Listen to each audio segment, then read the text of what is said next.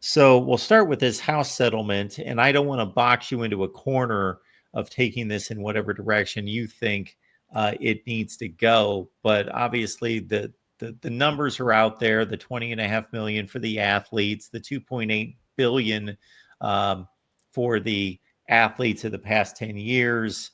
And we know the breakdown of generally what the sports bring in revenue wise that should translate to that 20.5 million, roughly a 75% figure for football, even though that's not going to be tied directly to what the revenue share possibly should be. So is there any leans that you have of things that are being talked about or communicated that aren't necessarily that seem to be somewhat false narratives that you can probably bring some clarity to to help us gain a better understanding of where all this could be headed? Yeah, there's two or three that I can definitely help you all out with. One of them's terminology. At the beginning of this, when the news broke through Ross Dillinger for a membership agreement, it's not a membership agreement. So you know the new entity that's going to be overseeing NIL and the governments and the punishments for any rule breaking. That is the organization that developed this document, but it's not a membership agreement. It's a participation agreement, so people are using the wrong terminology for this. What they are doing is signing a document that they are participating in the ruled governance, and they are okaying from a language perspective that they will receive the punishments, and they forego the ability to sue based off on the university side against the new entity or anybody else if they are caught breaking a rule. So this is an attempt to try to bring more stability within college athletics as a whole, all the way through FBS from the non-basketball and basketball conferences. So we'll see how that goes. And one of the other things I would like to mention, just going through my notes here, is really just the understanding of how this new scholarship works in its relationship to the revenue share dollar value. So everybody knows the 20.5 million. That's straightforward. That's just a line item, dollar amount. So the new scholarships, for baseball as an example, that counts against that 20.5 million if you add a new scholarship, and that goes up to 2.5 million. So a school may only have 19 million, 18 million dollars to work with. So the new scholarships that has a cap value of $2.5 million. So the lowest that it will go is $18 million available if you're hitting that 2.5 million mark. So a school could have a desire to not share any revenue. They could share $20.5 million for one sport. And if a school is adding scholarships, they could have it anywhere from one scholarship to all of the scholarships until that 2.5 million mark. So when everybody is saying a school has the option of 20.5 million, yes, that's true. But in order to properly understand how much dollars can be spent through revenue share for each given school, you got to understand and know how many new scholarships is that specific university bringing into their athletic department that will count against the cap. So that is where the actual research and understanding of how one school can compare to another through this whole revenue share era. So correct me if I'm wrong. All the schools in the Big Ten, the SEC, and the Big 12 have announced that they will be spending the 20.5 million, and it's all but certain that the ACC will follow suit. And then I heard a commitment of 10 million that the American Conference is asking out of its schools for 3 years. Yeah, depends on how they want to organize it. Because the conference can mandate specific things, and they can also just have everything done at the school level. For example, one thing that is never talked about because nobody knows about it because nobody's reported it. In the Southeastern Conference, they were going to try to mandate how much money could be spent for each sport at the university level. But the Kentucky's basketball program, the men's, and the women's South Carolina basketball program pushed back against that concept. So the Southeastern Conference was going to be the only A4 conference to mandate a specific spend amount per sport. But thankfully, that didn't happen because I don't think that would have gone over too well. All right. We got Genetics56 from X and Twitter fame, Big Ten information, college football fan with a ton of information. If you follow him on social media, you know what I'm talking about. So, will these schools strictly go with a revenue split of that $20.5 million based on the revenue that's brought in per sport, or do we expect some portion of it to go to non-revenue sports, just as whether it's Title IX driven or otherwise?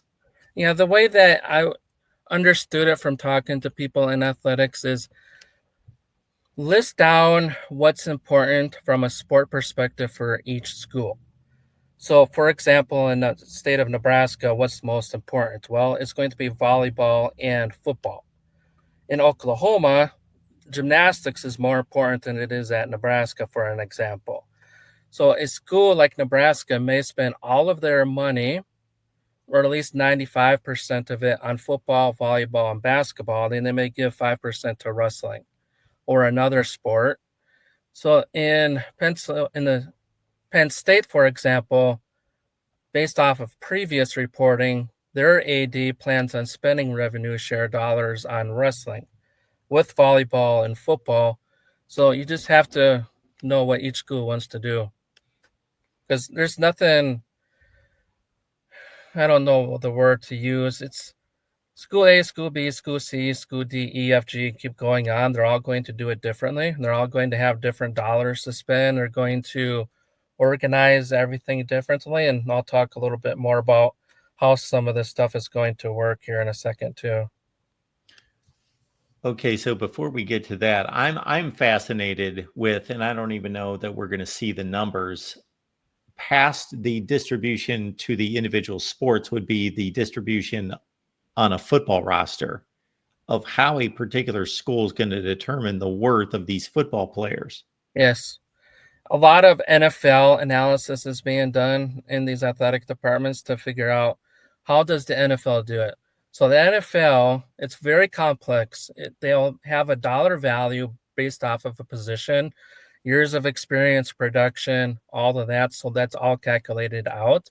And they have everything listed for a quarterback, running back, left tackle, right guard, center, years of experience, the dollar value, they're a rookie, whether it's a first contract, a second contract. So everything is scaled based off of a specific formula that they use at the NFL level. So what some of these colleges will need to do for the football programs is figure out, okay, we have 85 scholarships. We can go up to 105. Should we go past 85? What dollar value should we share for the football program, whether it's 14 million, 16 million, 18 million, or to 20.5 million, and then figuring out how do we organize the roster from a payout perspective based off of their grade level, starters, bonuses, bench players, and their incoming recruiting class, as well as the transfer portal, because in order to land a recruit going forward, you're going to have that spend available to get that talented individual into the program. So the talent acquisition cost associated to everything. So one thing that I learned within the past couple of days is what's termed backloaded contracts, because people are going to make numerous amount of mistakes. So as we know, there's a 4% escalator. So this first year of 20.5 million spend that starts in July 1st, well, they may make mistakes. Well, they can correct that through that 4% escalator. So it's a little bit over $1 million of new spend that they can do in revenue share the following year. So they can course correct anything that they do incorrectly in that first year. And then through the next 10 years, it's roughly $1 million, 1.2 million, $1.3 million that's added on again for the next year's new revenue share dollar value. And that's going to allow these schools to get very creative and manipulate these contracts for an incoming freshman, a sophomore, and backload those contracts in order to try to keep these talented players in their roster by backloading their contracts. So whatever dollar value a freshman may get, let's just throw out $50,000 as an example. Well, if you become a starter in 2 years, we're going to plan to spend $150,000 on you through revenue share.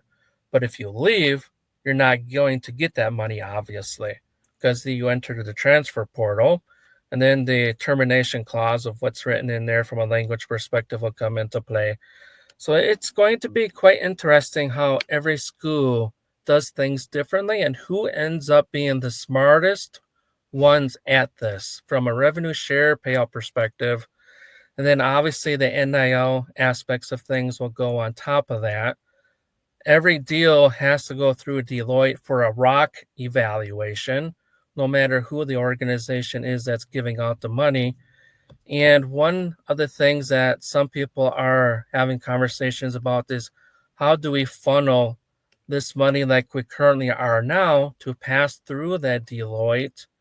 And there's two things: give the money directly to the school and let them do it. And what that means is sign NIL deals. Or go directly to a business. Here's $200,000. Here's the recruit that we want signed to an NIL deal. Go assign them to an NIL deal. Obviously, it'll need to be a real contract. There will need to be obligations, unlike now. So that is just some of the things that I've been learning about what people are talking about, what they're game planning to do, and how to analyze everything. So one of the other things that I was told is the importance of the audit for the revenue share cap. That's a very painful process to go through.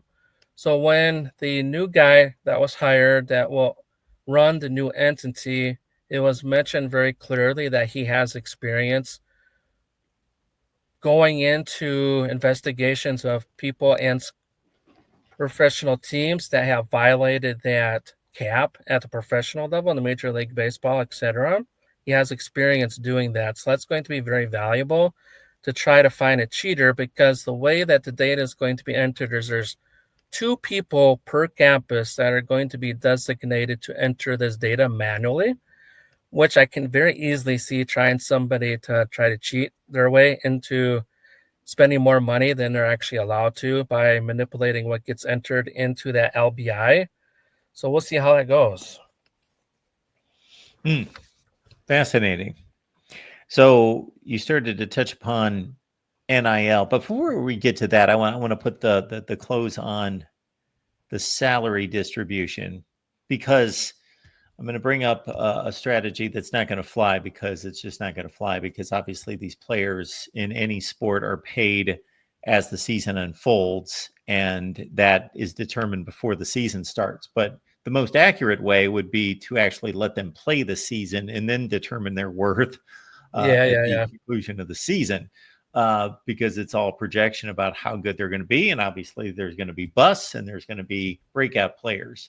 And you're saying there's a 4%, which is roughly, like you say, $1 million of buffer moving forward, which to me doesn't sound like much to try to course correct. It's not much, no. Okay. When we see this clearinghouse, and I read some figures that projected that the current public collectives that are putting together NIL deals are doing those pretty above board, to the point where about 90% of those would clear this clearinghouse, but only about 30% from these multi-millionaire boosters. that there's going to have to be some validation of the reciprocation of these NIL deals from the athletes.